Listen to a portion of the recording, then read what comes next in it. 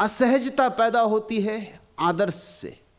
मनुष्य पाखंडी हुआ, असहज हुआ, जटिल हुआ आदर्शों के कारण। लोग सिखा रहे हैं एक दूसरे को, माँ बाप सिखाते हैं बच्चों को, ऐसे हो जाओ कि देखो तुम्हें बनना है बुद्ध जैसा, कि बनना है सिकंदर जैसा, कि बनना है ऐसा।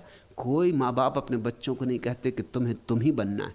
बचना बुद्धों से, बचना महावीरों से।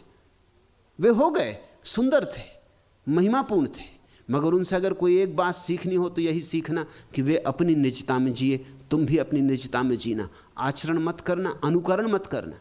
अनुकरण और आचरण आदमी को झूठा कर देते, क्योंकि द्वंद्व पैदा हो जाता। तुम कुछ हो, कुछ थोपते हो तो दोहरी बात हो जाती। हो कुछ, करते कुछ हो कुछ, बोलते कुछ। तुम्हारे कपड़े कुछ, तुम्हारी आत्मा कुछ। तुम्हारे बाहर भीतर के रंग में भेद पड़ जाता, तुम्हारे भीतर खंड हो जाते। और खंडित हो जाना असहज है। सहज का अर्थ होता है अखंड जीना। तुम जैसे हो वैसे ही जियो। जरा सोचो इस बात को, ये बहुत बहुमूल्य बात है। तुम जैसे हो बस वैसे जियो, बुरे तो बुरे, भले तो भले। तुम सारी दुनिया को अपनी वस्तु स्थिति से वाकिफ हो जाने दो। तुम अपने को उघाड़ दो। तुम कह दो कि ऐसा मैं हूं, यह मेरी नियति, ऐसा मुझे परमात्मा ने बनाया, उसकी ऐसी मर्जी। स्वीकार करे दुनिया तो ठीक, अस्वीकार करे तो ठीक। जब तुम चाहोगे कि दुनिया मुझे स्वीकार करे ही, तभी अड़चन शुरू होगी। तब यह होगा कि दुनिया जैसा चाहेगी वैसा तुम्हें होना पड़ेगा। जब तुम चाहोगे कि दुनिया मुझे सम्मान दे तो अड़चन शुरू होगी, क्योंकि दुनिया सम्मान देगी अपने शर्त के आधार पर। उसकी शर्तें पूरी करोगे तो सम्मान देगी, उसकी शर्तें अगर पूरी नहीं हुई तो असम्मान करेगी। जिस आदमी ने कुछ होना चाहा वह भयग्रस्त हो जाएगा। जो भयग्रस्त हुआ कमजोर हुआ, आत्मा खोई उसने। कुछ होना मत चाहना, जो तुम हो पर्याप्त हो। परमात्मा की दृष्टि में तुम अंगीकार हो, अन्यथा तुम होते ही नहीं। उसने तुम्हें स्वीकारा है। जुन्नैद के जीवन में कथा है। नए गांव में आके ठहरा जुन्नैद। सूफी फकीर था, बड़ा फकीर था। उसके पड़ोस में एक शरारती उपद्रवी आदमी था। 2-4 दिन तो उसने देखा, फिर उसके बर्दाश्त के बाहर हो गए। एक सांझ प्रार्थना कर रहा था, नमाज में था। प्रार्थना के बाद उसने कहा, हे प्रभु, इस आदमी को समाप्त कर। इसकी क्या जरूरत है दुनिया में? ये मेरा पड़ोसी, ये सिवाय उपद्रव के कुछ भी नहीं। ये तेरे लोगों को सताता है, परेशान करता है, दुष्ट है। जुन्नैद को कभी किसी प्रार्थना में परमात्मा का उत्तर ना आया था। उस दिन आया। परमात्मा ने कहा, जुन्नैद तू 4 दिन से यहां है। मैं इस आदमी के साथ 60 साल से हूं। ये 60 साल से मेरा पड़ोसी, क्योंकि मेरे तो सभी पड़ोसी। मैं इसे 60 साल से बर्दाश्त कर रहा हूं, तू 4 दिन ना कर सका। और जब मैं इसे 60 साल से बर्दाश्त कर रहा हूं तो इसमें कुछ होगा, इसका कुछ राज होगा। तुझे ये तो सोचना था कम से कम प्रार्थना करने के पहले कि जो परमात्मा को स्वीकार है उसमें तुझे क्या शिकायत हो सकती। यह बात प्रीतिकर है। जुन्नैद ने उस दिन से फिर किसी आदमी के सुधार की प्रार्थना भी नहीं की, क्योंकि जैसा परमात्मा की मर्जी, जैसा है ठीक है। हम कौन? जीसस के पास कुछ लोग एक स्त्री को लाए और उन्होंने कहा कि इसने व्यभिचार किया है, और पुराने शास्त्र में लिखा है कि पत्थर मार के इसकी हत्या कर देनी चाहिए। आप क्या कहते?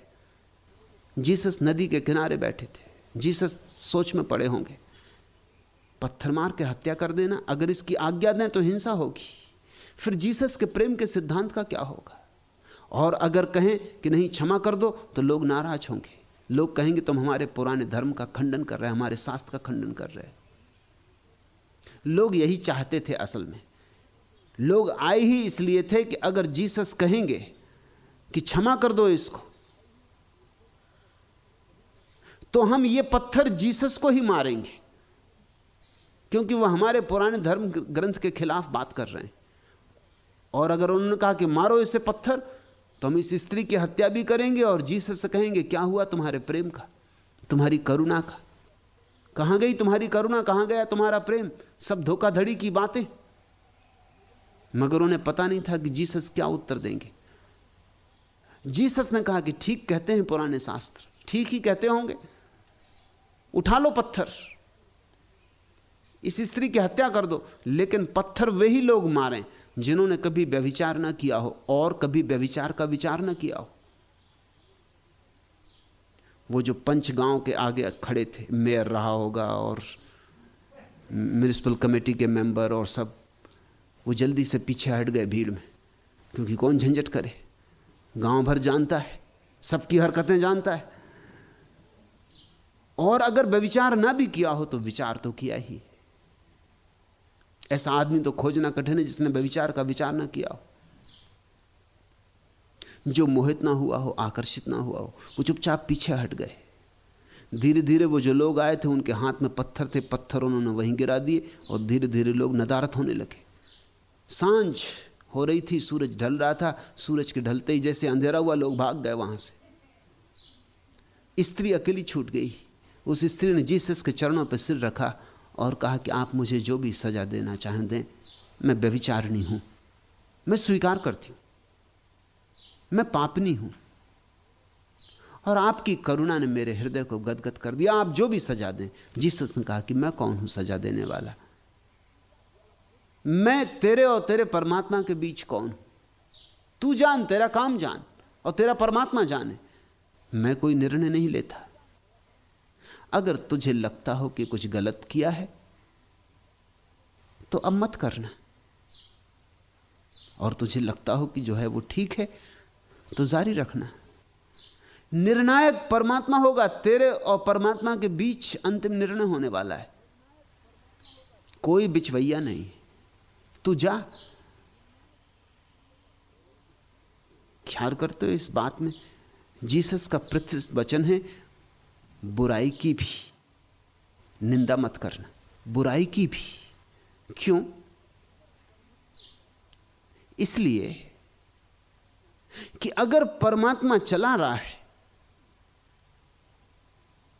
तो कुछ कारण होगा। अपने भीतर जागना, जीना, लेकिन जीने का सूत्र निकलता हो निजता से। सहज जुगतिले आसन करो।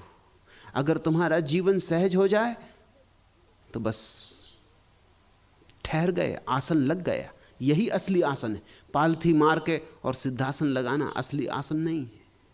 वो तो कोई भी लगा ले, वो तो कवायद है, व्यायाम है, अच्छा है, करो तो शरीर के लिए स्वास्थ्यकर है, लेकिन उससे कोई आत्मा नहीं मिल जाएगी। सहजता में, निजता में जो आसन लग जाता है तो आत्मा का अनुभव शुरू होता है।